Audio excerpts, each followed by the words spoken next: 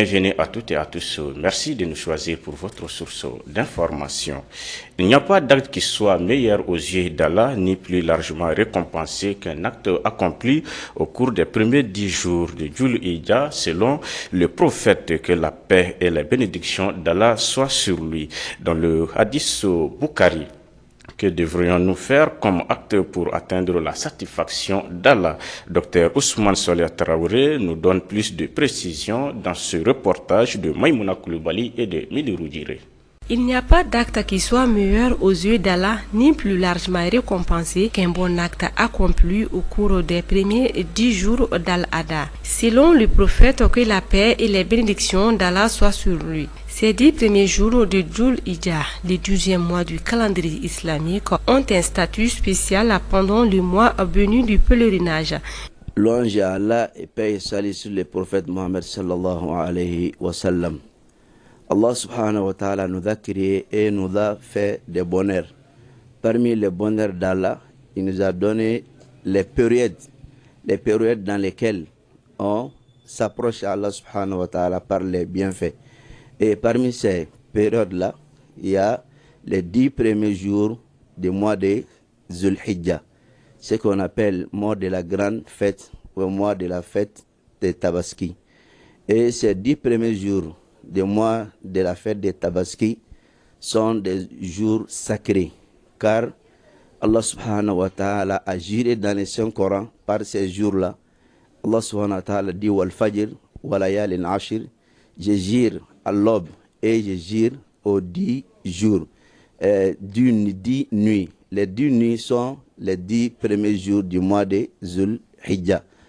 Pour cela, le prophète sallallahu alayhi wa sallam nous a dit dans un hadith que les plus meilleurs actes et les plus aimés actes des serviteurs d'Allah subhanahu wa ta'ala est les actes qui fait dans les 10 premiers jours du mois de Dhul Hijjah. Pour cela, chaque musulman doit prêter attention à ces 10 premiers jours du mois de Dhul Hijjah, car les ulama ont dit que ces 10 premiers jours sont plus favoris que les 10 derniers jours du mois de Ramadan. Car il y a les jours de Arafat qui représentent la plus meilleure journée du monde, comme le prophète sallallahu alayhi wa sallam nous a dit ça dans un hadith. Pour cela, les musulmans doivent se comporter comme souvent. Premièrement, profiter de ces 10 premiers jours par les bienfaits, par les jeûnes, par la lecture du Saint-Coran et par la prière nocturne et par la charité et par les bienfaits, par l'invocation. Tout ce qui peut approcher Allah subhanahu wa ta'ala, on doit s'occuper, on doit profiter par tout ça dans ces 10 premiers jours du mois de Dhul Hijjah. Et ensuite, on doit tout faire pour jeûner le 9e jour, qui est le jour de Arafat. Car le prophète sallallahu alayhi wa sallam nous a dit dans un hadith que le jeûne du jour de Arafat pardonne les 2 années passées et la suivante. Allah subhanahu wa ta'ala fait sa grâce à ses serviteurs par le pardon de 2 ans à cause du jeûne d'un seul jour. Un seul jour, Allah subhanahu wa ta'ala nous récompense par le pardon de 2 ans. Ça fait partie parmi la grâce d'Allah et ça fait partie de la générosité d'Allah subhanahu wa ta'ala. Et ensuite, celui qui doit égorger les sacrifices, les moutons, le 10e jour, il doit se comporter autrement. Il doit se comporter autrement par quoi? Il ne doit pas enlever ses cheveux et il ne doit pas couper ses ongles depuis les premiers jours jusqu'à ce qu'il finisse à égorger son sacrifice. Le prophète, paix et salut sur lui, nous a recommandé ça dans un hadith rapporté par Salama, qu'Allah soit satisfait d'elle.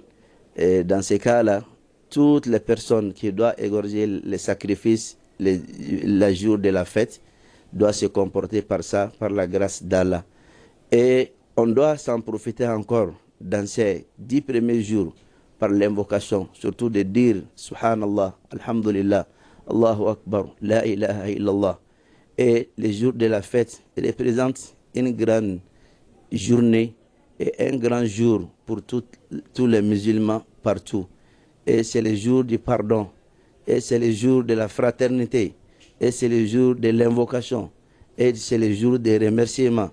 On doit s'en profiter dans ces jours bénis par tout ce que l'islam nous dirige à faire. Et les 3 jours suivants sont tous considérés parmi les jours de la fête de Tabaski.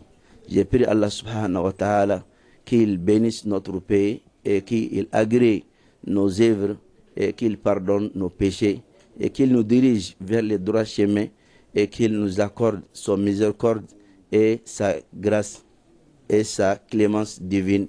Qu'Allah nous bénisse tous. À savoir que quiconque fait un bien, une bonne action égale au poids d'un atome le verra, et quiconque fait un mal, une mauvaise action égale au poids d'un atome le verra. L'une des plus grandes formes d'adoration d'Allah consiste à le remercier profondément, sincèrement et continuellement. Alors il y a beaucoup à gagner durant ces prochains jours. Profitez donc de cette occasion parfaite offerte par ces 10 jours inestimables et irremplaçables. Hâtez-vous de faire des bonnes actions et d'apprécier cette bénédiction et d'en tirer le meilleur parti.